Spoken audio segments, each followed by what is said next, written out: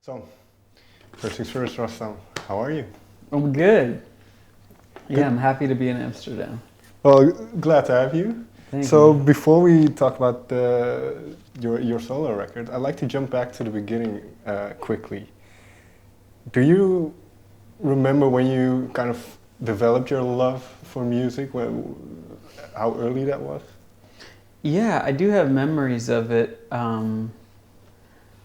I was obsessed as a very young child, maybe 5 or 6 years old. I was obsessed with the song Taxman by the Beatles, and I wanted to listen to it all the time. And it was almost like a joke in my family, like that I would get in the car and I would need to listen to it. It was like I had some kind of like a chemical dependency on the song. And then I have other memories of listening to the Beatles a lot and feeling connected. Was music always a big part growing up? Was it a big thing in your household?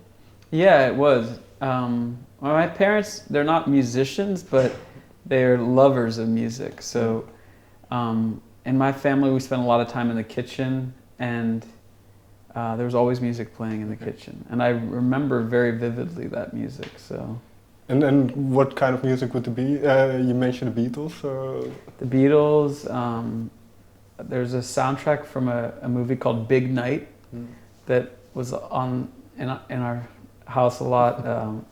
The Paul Simon record, Rhythm of the Saints. I grew up, hearing that all the time in our kitchen. And Ella Fitzgerald, specifically Ella Fitzgerald singing all of Irving Berlin's songs. I think I have most of those songs memorized, and I have since I was 7 because it was just, it was just one of the CDs that was on.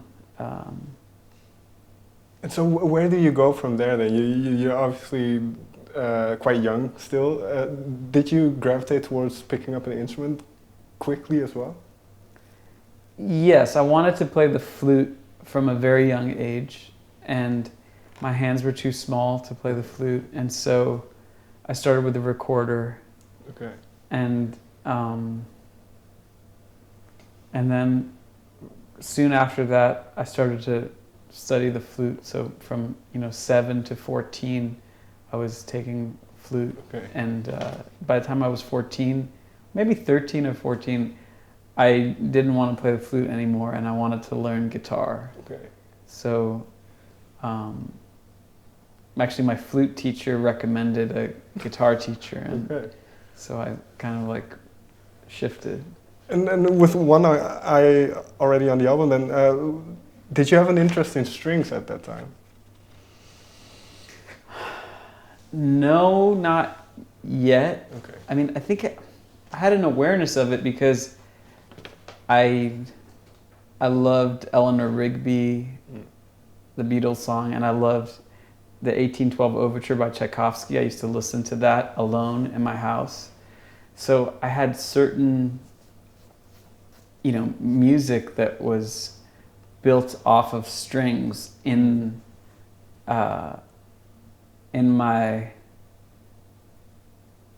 heart, or however you want to say it. Sure.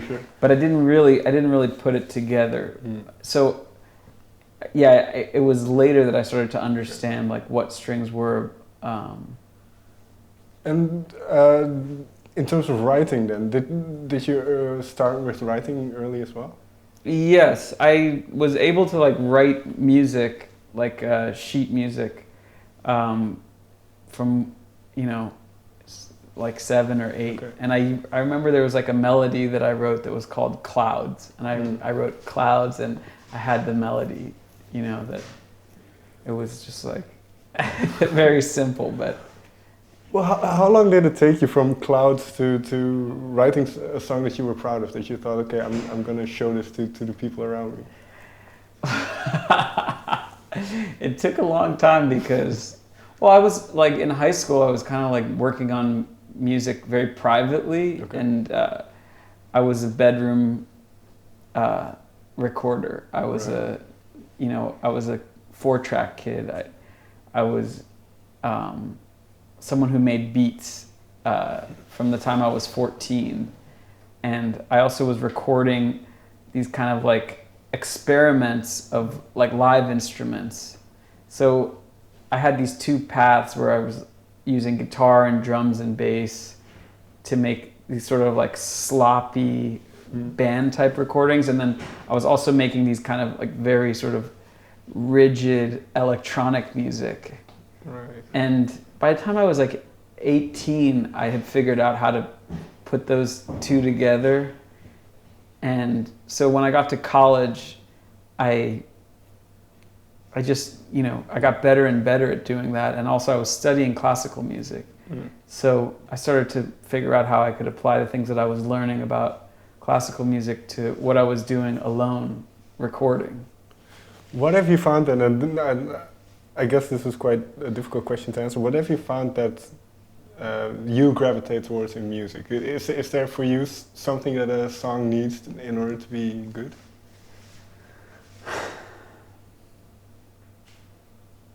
That's so hard. That's such a hard question to answer, but it's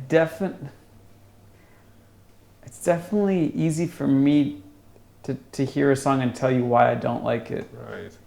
And usually that has to do with feeling like there's nothing progressive about the song. Like it doesn't, there's no barriers that are broken. There's nothing new about it. So yeah, so something that I want to hear in music is like a sense of adventure or right. So with that in mind then, and I'm going to kind of skip over you leaving Vampire Weekend because I'm sure you've talked enough about that. But as you kind of departed, what was your mentality? Did it seem like an adventure now going at it under your own name by yourself? I don't know. It's hard to answer the question, and I kind of feel like I think more time needs to pass before I can have a knowledge of, you know, what I feel about it or what I felt about it even. But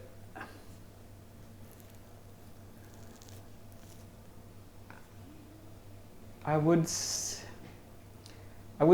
that change coincided with another change in my life, which was moving from New York to Los Angeles. So I spent 12 years living in New York, and about 4 years ago I moved to Los Angeles. So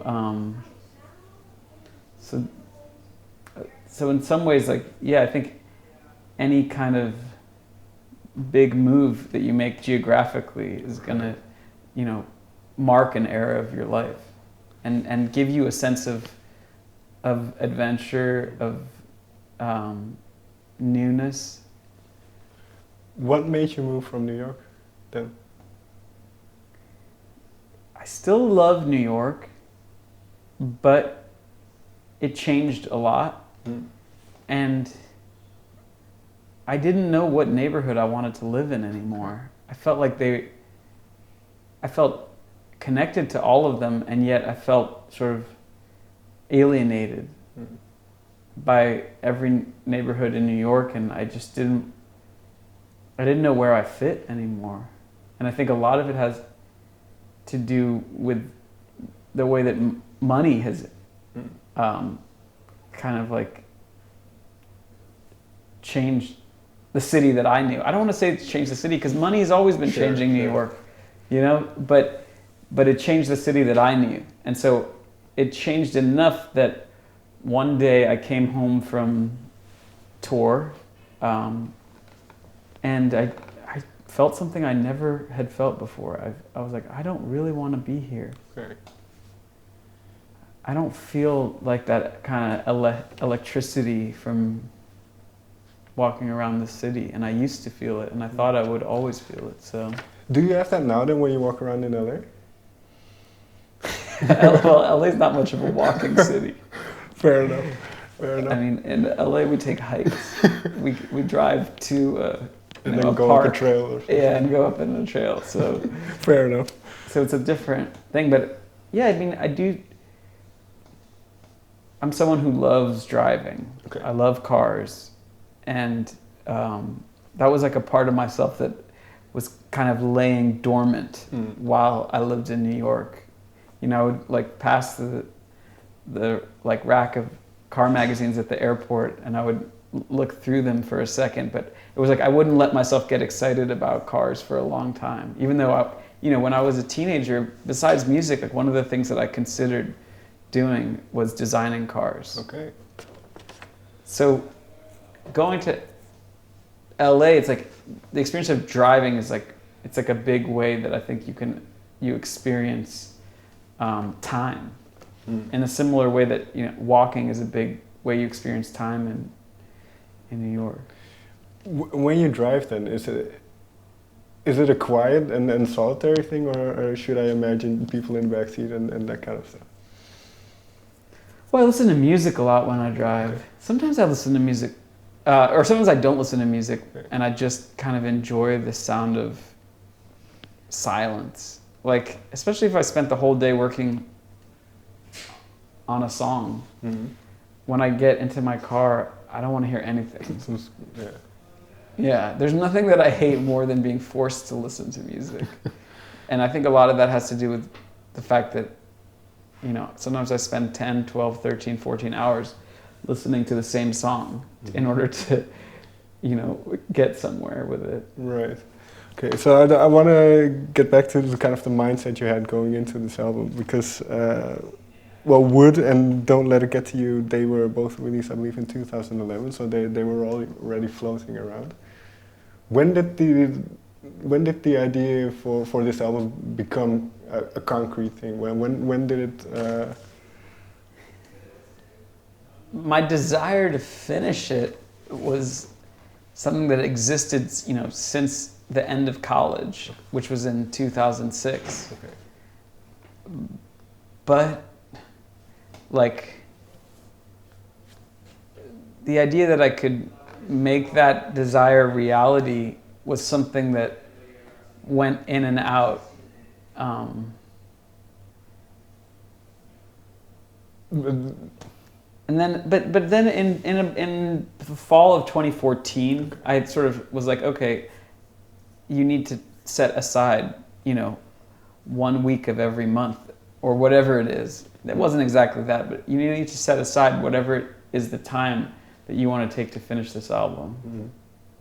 And so then you go for it. How many of the songs did you already kind of, or you had at least a snippet of, or at least a sketch of? I don't know, it's hard to calculate. but was it a lot? Because well, what makes it a song is that, well, that's for me, that's a tricky question, because I will write a piece of music and I will see the importance of it or the power of it, or to me, like I feel like I'll write something like there's something very strong in this, but then sometimes I can't figure out how to make it into a song. Other times I'll bring it to someone else and say, I have this piece of music, do you want to try to write on top of it? But in the case of this record, you know, all of these things were things that I knew that I wanted to turn into songs, Rostam songs. So,